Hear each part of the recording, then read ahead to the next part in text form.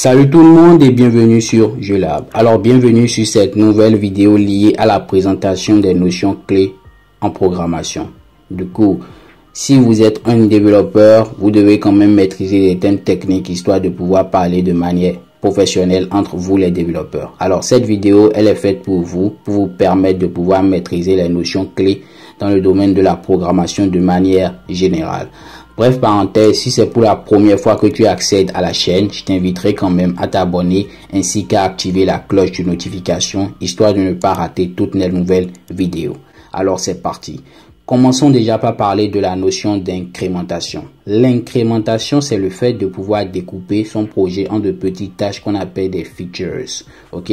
Donc, lorsqu'on fait de l'incrémentation, en réalité, si je prends un système de gestion des utilisateurs, l'incrémentation consistera d'abord à finir toute la partie authentification, c'est-à-dire le back et le front de tout ce qui a rapport à l'authentification avant de passer maintenant à la gestion même des utilisateurs. Donc là, en réalité, on est en train de faire de l'incrémentation. Ensuite, parlons de la notion de l'itération. L'itération, c'est le fait de faire un projet pas à pas. Ok? Donc, en réalité, faire un projet pas à pas revient à finir toute la partie design avant de passer maintenant à la partie front, à la partie back-end. Ok? Donc là, on est en train de faire de l'itération. Maintenant, passons à la notion de recettage. Qu'est-ce qu'un recettage? En réalité, lorsque vous êtes dans une équipe de développeurs, il y aura toujours une personne qu'on appelle le recetteur. Le recetteur, en réalité, c'est celui qui se charge de pouvoir tester les fonctionnalités que vous avez développées. Donc, il se charge de pouvoir tester le projet de bout en bout. Okay? Donc maintenant, passons maintenant à la notion de l'assignation. L'assignation, ça désigne la distribution des tâches. Ok? Supposons que vous êtes dans une équipe de 10 développeurs. Il y a plusieurs fonctionnalités à développer. Ok? Donc la notion de assignation consiste à distribuer les tâches, c'est-à-dire des fonctionnalités que chaque personne doit exécuter. Donc, on est en train de faire de l'assignation. Cette notion ramène directement à la notion de backlog. Alors, le backlog, c'est quoi? Backlog consiste déjà à constituer les tickets, c'est-à-dire à créer des tâches et aussi à distribuer, c'est-à-dire à faire de l'assignation. Donc, vous voyez que la notion d'assignation et de backlog se rejoignent. Donc, le backlog, en réalité, c'est constituer les tickets et maintenant les différentes assignations liées à ce ticket-là. Une fois le backlog fait, une fois l'assignation fait, passons maintenant à la notion de spécification. Spécification, c'est quoi? Spécification, c'est la description d'un ticket. Alors, je prends un exemple simple, c'est-à-dire que vous avez une tâche qui consiste à gérer toute la partie authentification. La spécification reviendra à décrire cette tâche, c'est-à-dire vous devez faire la partie inscription, connexion, oubli de mot de passe, envoi de mail d'authentification. Ça, c'est une spécification. Alors, j'espère que j'ai été clair avec cette notion de spécification-là. Donc, passons maintenant à la notion de l'agilité. L'agilité, en réalité, c'est une manière de penser qui permet en réalité de pouvoir développer un projet de manière stratégique, de manière organisée, de manière professionnelle. Ok, pourquoi on pense agile? D'abord, la première raison de penser agile, c'est à cause de la qualité de l'organisation. Ok, la deuxième raison, moins d'investissement. La troisième raison, c'est la réduction et l'optimisation des investissements. C'est-à-dire que quoi? On ne dépense pas beaucoup, mais on développe beaucoup. Donc, moins de dépenses pour plus de fonctionnalités. N'est-ce pas magnifique, les gars? Maintenant, passons maintenant à la notion de benchmark. Ok?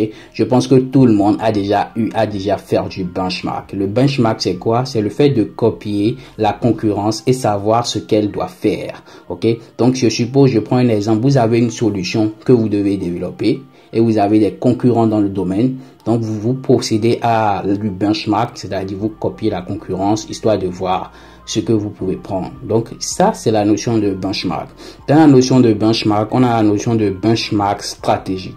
Donc, le benchmark stratégique, c'est le fait de copier la concurrence, mais de manière intelligente. Donc, on va pas copier la concurrence pour copier la concurrence. On copie la concurrence en fonction des fonctionnalités qu'ils ont développées et que nous, on n'a pas au sein de notre boîte, au sein de la solution que nous proposons.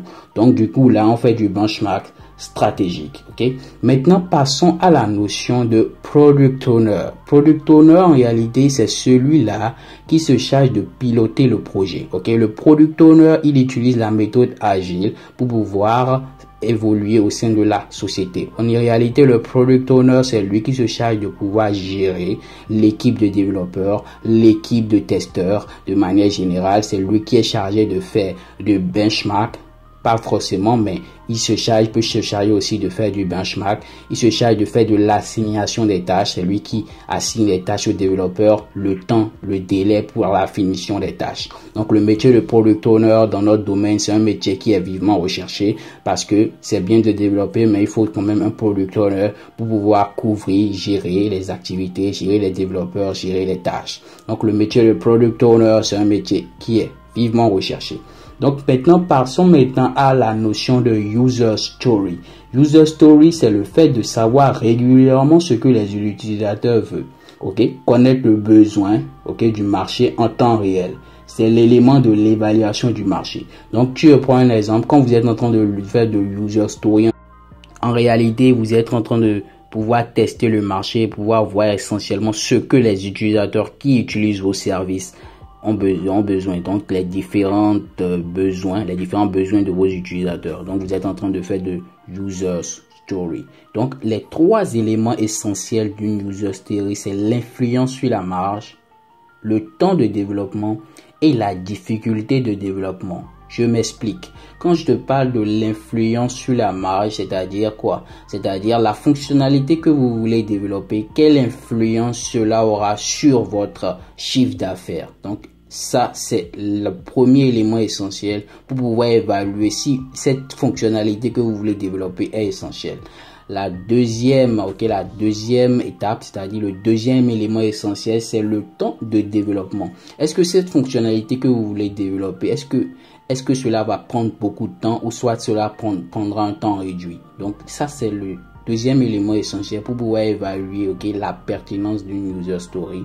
Troisième élément, c'est la difficulté de développement. La difficulté de développement, comme vous l'aurez deviné, c'est est-ce que cette fonctionnalité qui a à développer est difficile et combien de temps ça va nous prendre. Donc, tous ces éléments sont essentiels pour pouvoir évaluer l'utilité, l'importance de cette fonctionnalité que vous avez remarqué que les clients veulent et que vous voulez développer. Alors, les amis, je suis à la fin de cette vidéo.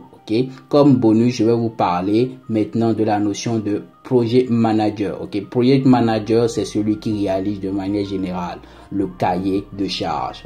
Donc à la base, c'est pas un développeur précis, mais n'importe quel développeur peut faire du project manager, c'est-à-dire pouvoir créer la tâche, c'est-à-dire créer le cahier de charge. Alors les amis, je suis à la fin de cette vidéo. J'aimerais que vous me mettez en commentaire parmi toutes ces expressions que vous avez entendues, lequel vous paraît important à utiliser en programmation, lequel va vous permettre de pouvoir parler de manière technique en développeur. Et surtout, si vous avez aimé cette vidéo, merci de liker pour plus de contenu et abonnez-vous. Ciao, ciao et à la prochaine vidéo.